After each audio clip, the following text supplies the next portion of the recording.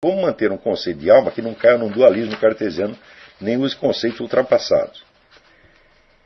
Pergunto isso por ser uma das grandes questões da filosofia. Muito bem. Então, é o seguinte. No mínimo, Xavier Zubiri leu o Aristóteles totalmente errado. 100% errado. Porque o que Aristóteles entende como forma é o conjunto inteiro das estruturas que compõem um ser tomado na totalidade da sua existência, desde a sua origem até o fim. Mais ainda, a forma tem a ver com a causa final. A forma é explicável em função de causa final, não das causas eficientes que vão determinando as várias modificações do ente ou do organismo em cada etapa. Não é isso? Então, quando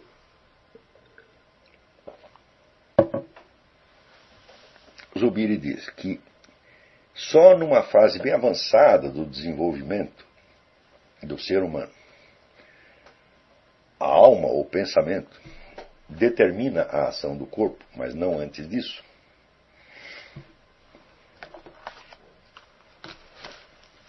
Espera aí, vamos matar esse cigarrinho para mim.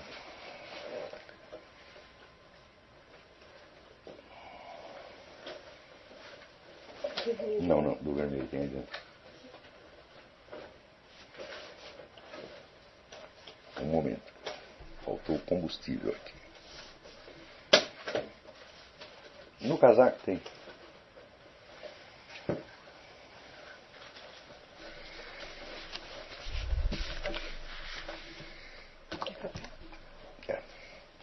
Então, quando Zubiri diz que existem duas fases, uma na qual tudo é determinado por fatores físico-químicos e que somente depois as funções superiores, a inteligência, da vontade, etc., retroagem sobre esse composto físico-químico e passam a orientá-lo.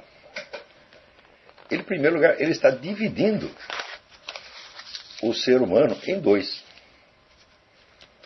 É ele que está entrando com o dualismo cartesiano aqui.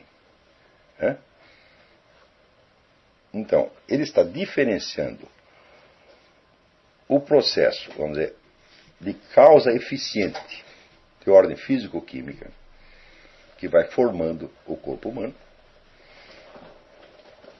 de uma etapa posterior, onde a alma, como causa final, determina a conduta do corpo. Por exemplo, você quer, você quer ir até a casa da sua namorada, então você move o seu corpo até lá. Tá certo? Essa divisão não existe em Aristóteles. Quando ele fala a alma como forma do corpo, ele está falando da forma integral, na qual as etapas anteriores só podem ser explicadas em função do resultado último que elas vão produzir. Note bem, então o ser humano tem propriedades cognitivas superiores. Não é isso? Essas propriedades cognitivas superiores são a causa final ao qual tudo o que aconteceu antes tende. Como diz para Aristóteles, Aristóteles diz claramente que a finalidade da existência do ser humano é a conquista das faculdades superiores. Quer dizer, a vida contemplativa, a vida do espírito, é para ele a finalidade da existência do ser humano. E ora, toda a formação físico-química do corpo humano tem de ser compatível com isso. Porque se fosse forma de uma minhoca, de um porco-espinho, de um rinoceronte, não poderia chegar a isto. Então, quer dizer, de acordo com Aristóteles, não há esse dualismo de que, por um lado, você tem a formação do corpo e depois, mais tarde, intervém as atividades da alma, não se sabe de onde saíram. Zubiri diz que as primeiras funções sensitivas e de movimento, etc., são inteiramente determinadas pelo plasma germinal. Mas que depois aparece um outro fenômeno, que é a conduta consciente, deliberada, movida por uma causa final. Então daí nós temos um mistério. Ué, se tudo o que aconteceu no começo foi devido ao plasma germinal, e depois vem um outro fator de ordem espiritual ou intelectual que começa a mover o corpo em outras direções, então aí nós temos um dualismo e a origem do segundo é um total mistério. Nós não conseguimos, de maneira alguma, tá certo, explicar as atividades superiores do espírito pela formação físico-química. Por exemplo, até hoje, com tudo que nós sabemos de fisiologia cerebral, tudo, não existe lá o menor sinal de você conseguir estabelecer uma relação entre os fenômenos de ordem neuronal e o conteúdo do pensamento. Não tem nada. E não tem e não vai ter jamais. Porque isso, vamos dizer, seria tão absurdo você tentar descobrir isso através da fisiologia cerebral, quanto você tentar descobrir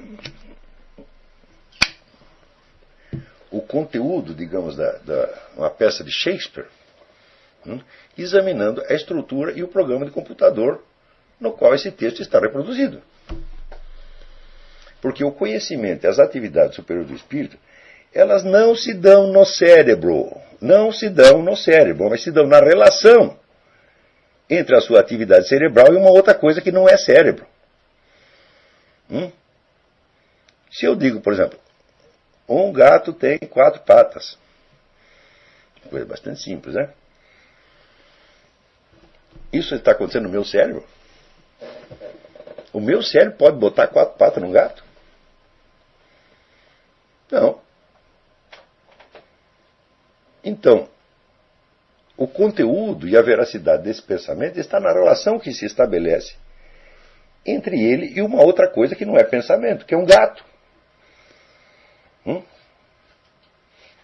Então, do fato de que um gato exista, não se pode deduzir que alguém saiba alguma coisa a respeito do gato.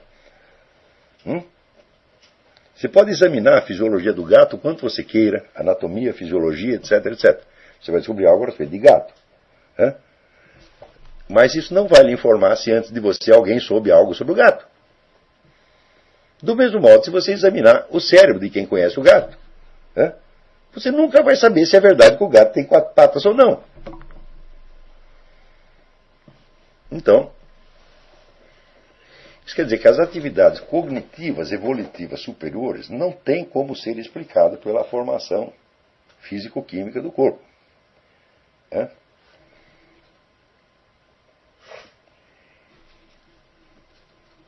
E se não há, então nós só temos 2 hipóteses. Ou nós entramos num dualismo, ou seja, as atividades superiores tiveram uma outra origem desconhecida, ou ao contrário, elas são a forma final a qual toda a formação físico-química tendia. Então a formação físico-química é a formação de uma estrutura vivente capaz das atividades superiores. Não que isso vá determinar as atividades superiores, mas esta forma físico-química tem que ser harmônica com essas formas. Do mesmo modo que, por exemplo, se você constrói, vamos dizer, um violino, bom, você pode examinar o violino quanto você queira, você não vai obter dele uma única composição musical. Você examina e fala, aqui tem madeira, tem cola, tem uma pele de carneiro, ou um negócio de nylon, tem isso, mas aqui não tem música nenhuma. Você diz, então as melodias de violino vieram de uma origem completamente diferente, independente da existência do violino. Fala, claro que não. O violino foi construído não para ele produzir música, mas para ele ser capaz de tocar aquela música. Então a forma dele tem que ser compatível com o som que o compositor deseja produzir. Se ele tivesse feito outro instrumento completamente diferente, digamos uma tuba, ele não conseguiria tirar de lá o som do violino. Mas nem o violino vai tocar sozinho, nem a tuba vai tocar sozinha. Então quer dizer que a finalidade com que se construiu o violino está presente no violino desde o início, embora ele não a produza, né? E embora ela também por si não a produza, porque precisa de uma série de causas eficientes. Quer dizer, você saber qual é o som que você deseja extrair do violino, basta para você construir o violino. Fala, não, meu filho, né? Precisa madeira, pele de carneiro, cola, etc, etc. Precisa as matérias. Essas matérias têm que ter uma estrutura compatível com o produto que você quer fazer, de tal modo que esse produto, por sua vez, seja compatível com a finalidade para a qual ele foi feito. Quando Aristóteles diz que é a alma que move o corpo, é isso que ele está querendo dizer.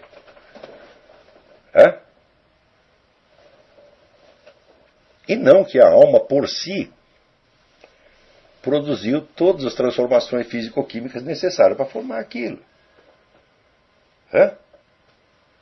Se que Aristóteles é idiota, Zubiri acha.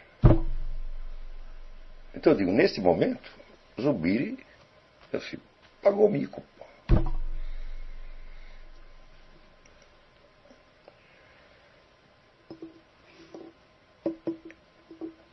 Então ele simplesmente não entendeu. Por quê? Porque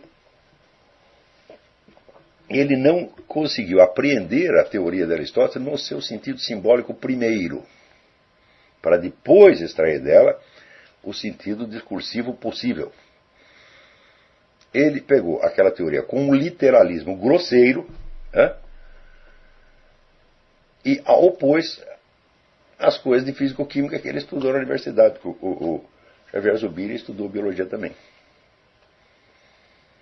Está entendendo? Então, é assim que não se lê um filósofo de antigamente.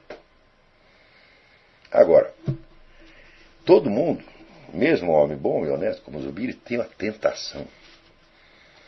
Eu vou pegar Platão e Aristóteles e vou derrubar. Porque daí eu vou ser o gostosão. Eu nunca vi um sujeito fazer isso sem pagar um mico federal.